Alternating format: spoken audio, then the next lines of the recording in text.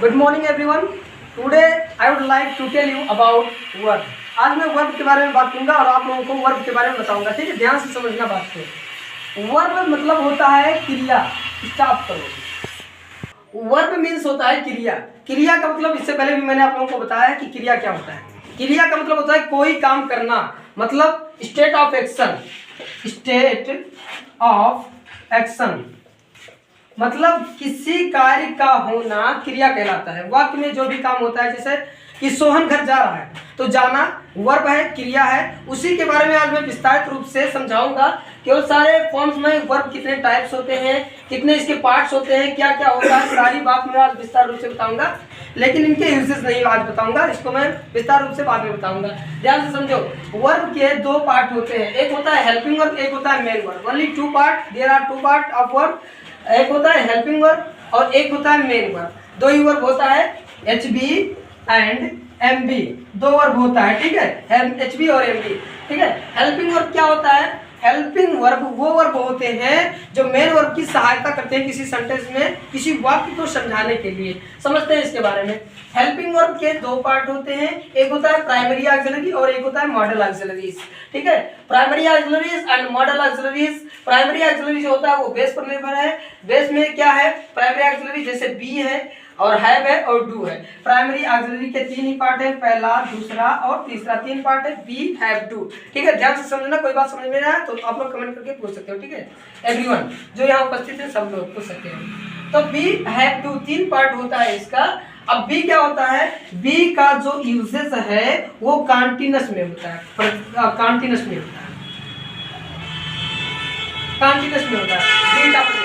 अब कैसे होता है? मतलब बताया कि इज एम आर जो यहाँ लिखा है, इज एम आर वो प्रेजेंट कंटिन्यूअस में होता है। वाज बियर जो यहाँ लिखा है वो पास्ट कंटिन्यूअस में होता है और जो बी लिखा है वो फ्यूचर कंटिन्यूअस में होता है। बी का खुद का मतलब is am are was were और बी होता है, यानी कि बी के पास 6 रूप होते हैं। ठीक है, तो बी के पास 6 फॉर्म है और ये बी जो है वो कंटिन्यूअस टेंस में यूज किया जाता है, चाहे वो प्रेजेंट कंटिन्यूअस हो, पास्ट कंटिन्यूअस हो अथवा फ्यूचर कंटिन्यूअस हो। ठीक है, हैव का प्रयोग जो होता है वो परफेक्ट टेंस में किया जाता है। हैव का प्रयोग परफेक्ट टेंस में किया जाता है।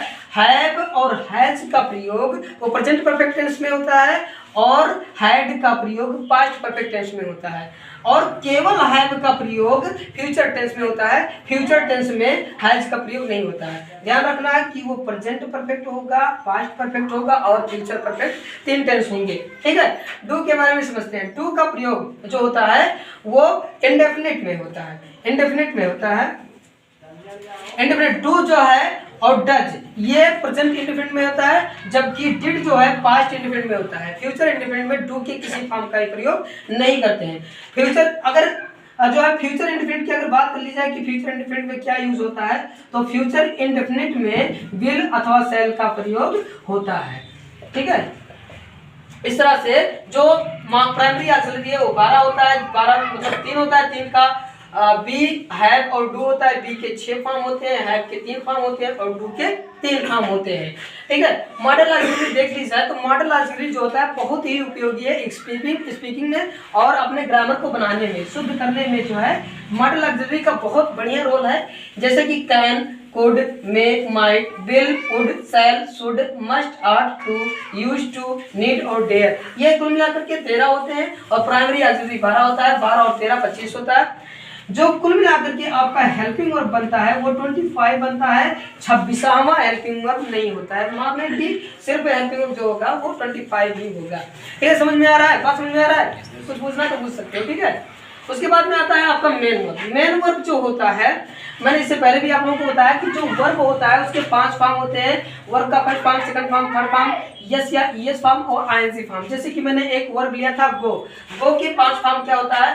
गो फर्स्ट फॉर्म हो गया, वेंट सेकंड फॉर्म हो गया और गोन जो है वो थर्ड फॉर्म हो गया। इसके बाद में ये ईएस फॉर्म है और ये आईएनजी फॉर्म है। माने कि किसी भी वर्ब के 5 फॉर्म होते हैं। मैंने अभी हाल ही में 10 मिनट पहले आप लोगों को बताया कि जो वर्ब होता है वो हमेशा प्लूरल होता है। क्या होता है? प्लूरल होता है। जबकि जो नाउन होता है वो हमेशा क्या होता है? पहले सिंगुलर फॉर्म में होता है, उसको प्लूरल बनाना पड़ता है। क्या करता है? प्लूरल बनाना पड़ता है और वर्ब को प्लूरल से सिंगुलर बनाना पड़ता है। अगर मैं गोज की बात करूं, ठीक है, फिलहाल जगह नहीं है, तो गो जो है आपका सिंगुलर है अथवा प्लूरल? कोई प्लूरल है जी।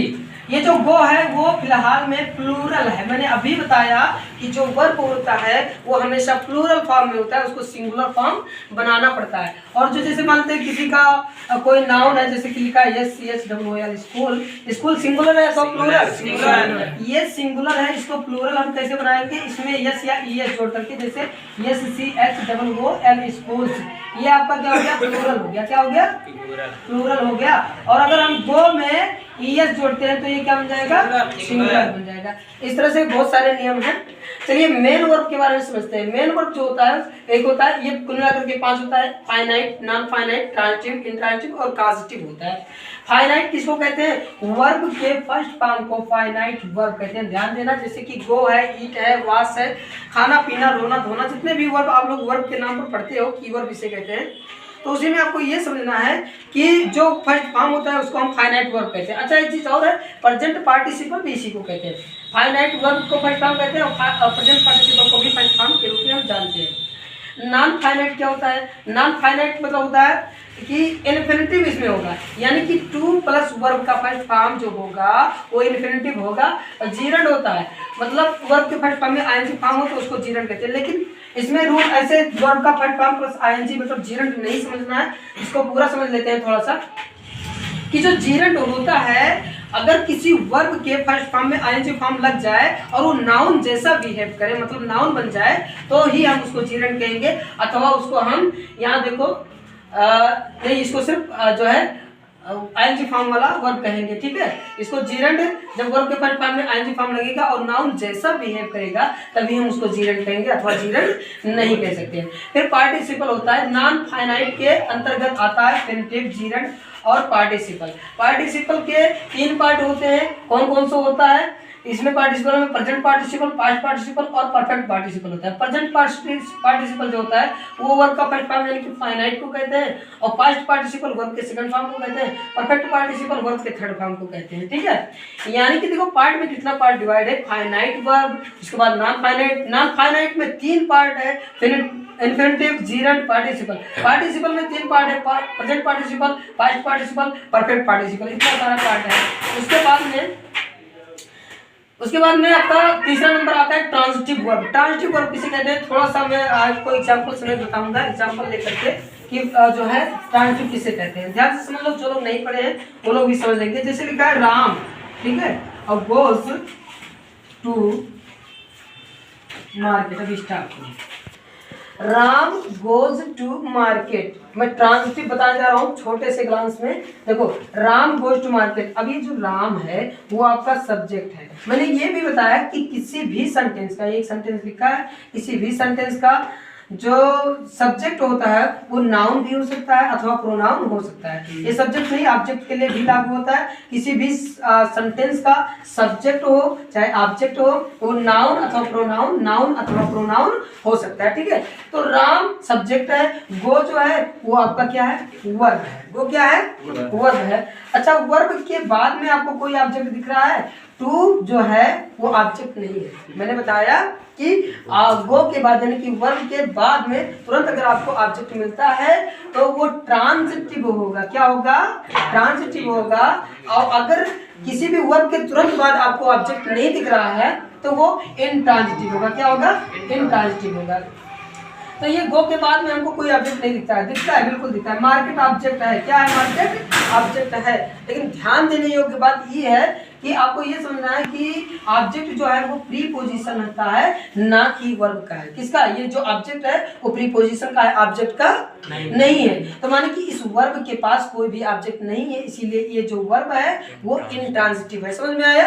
अच्छा, ये गोज लिखा है, राम गोज, राम जाता है। राम क्या करता है? राम जाता है। तो जब राम जाता है तो इसके पास भी ऑब्जेक्ट नहीं है, तो ये भी इनट्रांजिटिव हो गया। क्या हो गया? इनट्रांजिटिव हो गया। ट्रांजिटिव, इनट्रांजिटिव, ठीक है। ऑब्जेक्ट नहीं होता है, इनट्रांजिटिव वर्ब के पास ऑब्जेक्ट नहीं होता है। तो इसके पास जब ऑब्जेक्ट नहीं है तो हम समझ जाएंगे ये जो वर्ब है वो इंट्रांजिटिव है। अच्छा, राम क्या करता है, ईट्स मैंगोज माने आम, ठीक है, राम जो है वो आम खाता है, क्या खाता है, राम ईट्स मैंगोज, राम क्या करता है, आम खाता है। तो ये जो वर्ब है, ईट माने खाना, और खाना वर्ब है, और खाने के तुरंत बाद आपको ऑब्जेक्ट मिल जा रहा है कि नहीं मिल जा रहा है, मिल जा रहा है, तो ये ट्रांजिटिव है। कैसा वर्ब है, ये ट्रांजिटिव वर्ब है, माने कि वर्ब के तुरंत बाद क्या है, वर्ब के तुरंत बाद आपको ऑब्जेक्ट मिल जाए तो वो ट्रांजिटिव होगा, और वर्ब के तुरंत बाद आपको वर्ब ऑब्जेक्ट ना मिले, प्रीपोजिशन मिले, कंजक्शन मिले, अन्य चीज मिले, तो उसको हम क्या कहेंगे, इंट्रांजिटिव कहते हैं।